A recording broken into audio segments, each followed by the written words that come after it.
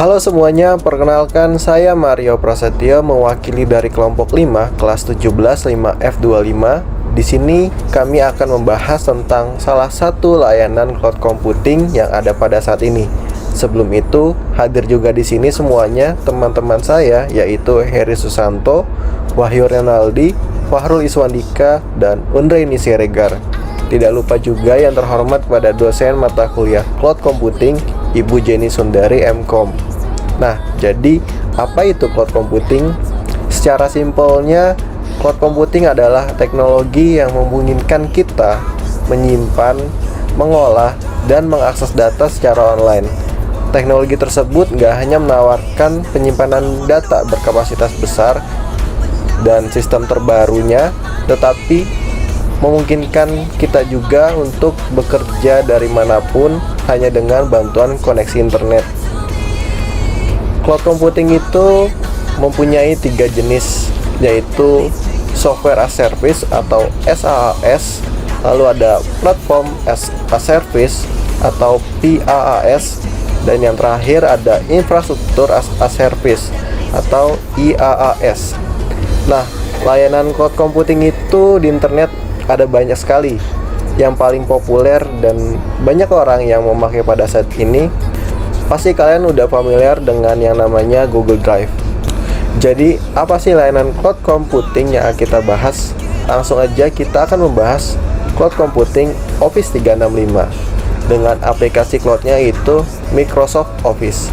Produk tersebut dikelola global oleh perusahaan Microsoft dan memiliki kantor perwakilan di Indonesia yang dikelola oleh PT Rakitan Nusantara. Lalu, bagaimana sih konsep Office 365 dalam cloud computing? Selanjutnya akan dibahas oleh teman saya, Heri Susanto. Waktu dan tempat dipersilahkan. Terima kasih saya ucapkan kepada Mario Prasetyo yang telah memberikan saya kesempatan untuk memaparkan mengenai layanan cloud computing yang kami gunakan. Layanan cloud computing yang kami gunakan adalah Office 365. Sebelumnya sudah ada yang tahu Office 365? Oke, mari kita bahas. Office 365 merupakan aplikasi buatan Microsoft yang programnya diciptakan satu paket lengkap. Terdiri dari Word, PowerPoint, Excel, Outlook, Access, dan Publisher. Di mana semua yang saya sebutkan barusan itu dimaksudkan untuk memberikan kemudahan bagi penggunanya. Seperti program aplikasi lainnya, kelebihan dan kekurangan Office 365 ini juga pasti ada. Office 365 tidak seperti Office pada umumnya, yang harus memiliki versi terbaru. Namun Office 365, fiturnya selalu up to date.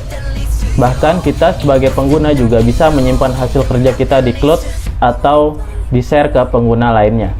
Melalui Office 365 ini, semua pengguna bisa saling berbagi seperti sosial media sekaligus memudahkan pekerjaan kita. Office 365 memang bisa dikatakan sebagai aplikasi Microsoft Office yang telah disempurnakan karena fitur-fiturnya selalu up to date. Namun, bukan berarti Office 365 tidak memiliki kekurangan. Nah, apa saja sih kelebihan dan kekurangan Office 365 ini? Selanjutnya akan dibahas kelebihan Office 365 yang akan dijelaskan oleh Wahyu Renaldi dan kekurangan Office 365 yang akan dijelaskan oleh Fahrul Iswandika. Waktu dan tempat saya persilahkan. Oke, terima kasih Kak Heri untuk kesempatannya. Di sini saya akan menjelaskan tentang keunggulan dan kelebihan dari sistem Office 365 ini. Salah satu keunggulannya adalah di mana Office 365 ini sudah mendapatkan update full dan penyempurnaan dari fiturnya sendiri dan sudah mendapatkan support penuh dari tim Microsoft. Dan kelebihan yang lain jika kita berlangganan tentang fitur tersebut, di sini ada beberapa paket yang ada yang basic, ada yang standar, ada yang bisnis, ada yang premium kan. Di sini kita mendapatkan fitur-fitur yang udah pasti dapat, di mana kita mendapatkan OneDrive Cloud 1 TB, 1 tera itu lumayan banyak untuk mendapatkan dari berlangganan gitu. Misal kalau kita di Gmail atau Google gitu, kita mendapatkan Google Drive dari email itu hanya 15 GB. Tapi jika kita berlangganan hanya 50.000 sebagai pengguna per bulan, misal dari basic ini, kita sudah mendapatkan penyimpanan cloud sebesar 1 TB. Itu udah banyak banget untuk menyimpan file dan beberapa file-file yang lain yang penting untuk kita. Nah, karena mendapatkan fitur 1 TB itu sendiri, kita dapat menyimpan data itu kapan saja dan bersifat open source gitu. Dan selain itu kita juga mendapatkan free call Skype 60 menit per bulan. Nah, untuk yang menggunakan Skype, kita bisa menggunakan itu 60 menit free per bulannya. Dan kelebihan dari fitur Office 365 sendiri, itu dia bisa diakses tuh lebih dari satu PC. Jadi sistemnya dia tuh nggak hanya di satu device, nggak kayak si Microsoft Office yang license. Beda kalau Office 365 ini dia basic on web atau mungkin cloud bisa dibilang.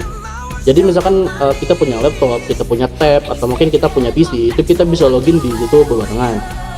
Nah, maupun macOS pun juga sekarang sebenarnya udah support, tapi kadang dilihat dulu dari chipsetnya, dia chipset dari apa.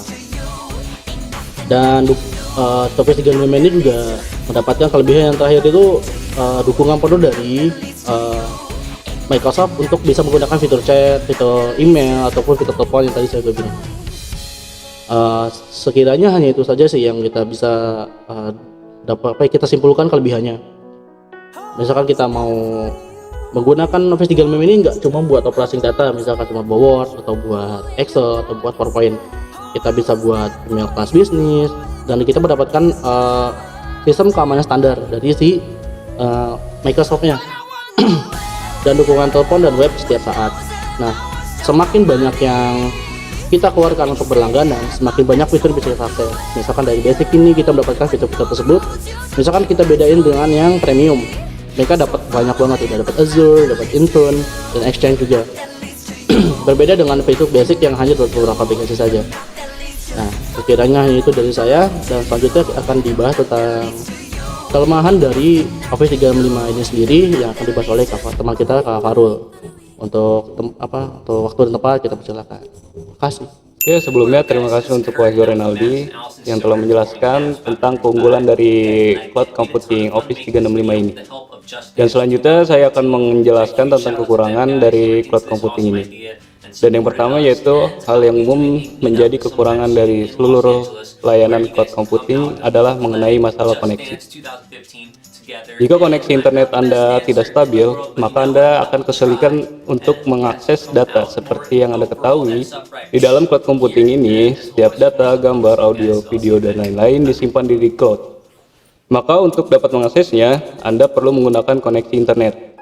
Jika Anda tidak memiliki konektivitas internet yang baik, Anda tidak dapat mengakses data ini. Dan yang kedua, yaitu karena di dalam layanan cloud computing Office 365 ini memiliki fitur yang sangat lengkap, jadi Anda harus berlangganan dengan mengeluarkan sejumlah biaya sesuai ketentuan dari pihak Microsoft.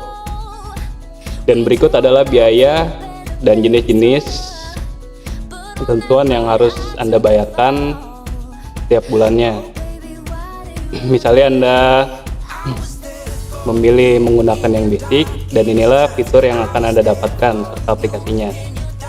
Dan juga untuk yang bisnis, yang standar, dan premium. Dan semakin mahal Anda membeli atau berlangganan di Office 365 ini, semakin banyak fitur dan aplikasi yang Anda dapatkan. Dan untuk kelemahan yang terakhir, untuk mendapatkan fitur update, walaupun Anda sudah berlangganan, Anda tetap harus terhubung ke dalam jaringan. Misalnya Anda telah membayar untuk yang fitur yang basic, dan di dalam basic ini Anda mendapatkan fitur update, Anda harus tetap berada di dalam suatu jaringan atau terhubung di dalam jaringan untuk mendapatkan update tersebut. Dan itu saja kelemahan dari Office 365 ini.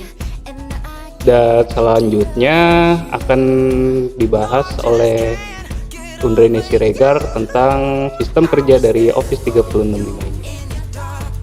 Kepadanya saya persilakan. Baik, terima kasih Kak Farul untuk waktu dan kesempatannya. Nah, di sini saya akan menjelaskan tentang konsep cloud computing pada Office 365. Nah, namun sebelum itu saya akan menyinggung sedikit tentang cloud computing yang digunakan sebagai repositori ataupun penyimpanan dan mengakses data dan program melalui internet atau menggunakan hard drive pada komputer kita. Terkait Office 365, kita juga penting mengetahui konsep SaaS atau disingkat sebagai Software as a Service, yang merupakan salah satu layanan cloud computing yang menyediakan layanan software yang dapat diakses oleh pengguna melalui internet, baik secara berbayar maupun gratis. Contoh yang menggunakan layanan ini seperti email, Gmail, media sosial seperti Facebook, Skype, dan lain sebagainya. Nah, namun dalam perkembangannya yang tadinya kita harus memasang aplikasi tersebut di komputer kita, saat ini kita bisa menggunakan konsep ini, misalnya Microsoft Office yang tadinya dipasang, kita bisa menggunakan Office 365 secara online. Karena Office 365 ini telah menggunakan layanan penyimpanan cloud dengan kapasitas yang lebih tinggi, yaitu 1 TB. Dengan layanan ini kita dapat pengguna dapat mengakses email, Gmail, dokumen, kontak, ataupun kalender, dan melakukan kolaborasi dimanapun secara online dengan menggunakan perangkat keras seperti PC, laptop, smartphone, atau tablet. Jadi konsep Office 365 ini memang diciptakan sebagai sarana kolaborasi bekerja bersama, baik secara tim di sebuah instansi maupun organisasi, misalnya untuk mengelola berbagai file melalui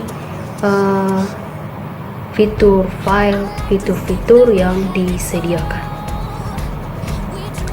Ya, cukup sekian penjelasan dari kelompok 5 yang mengenai tentang cloud computing pada Office 365. Jika ada kekurangan dalam pengucapan, kami mohon maaf, dan cukup sekian dan terima kasih.